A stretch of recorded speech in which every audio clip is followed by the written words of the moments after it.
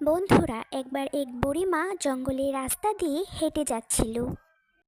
এমন সময় রাস্তায় পড়ে থাকা এক পাথরে হোঁচট খেয়ে বুড়িমা পড়ে যায়।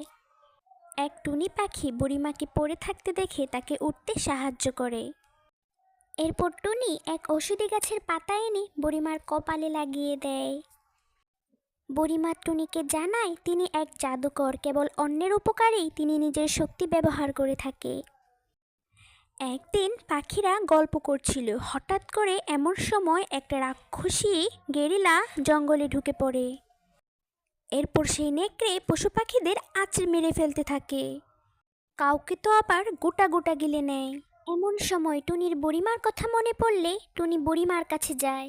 বুড়িমা তাকে এক মন্ত্রপুত জল দেয়। টুনি সেই মন্ত্রপুত জল নিয়ে ফিরে আসে। এরপর নেকড়ে টুনিকে আক্রমণ করতে গেলে টুনি সেই মন্ত্রপুত জল নেকড়ের উপর ফেলে দেয়। এতে করে নেকড়ের শরীরে জ্বালা পোড়া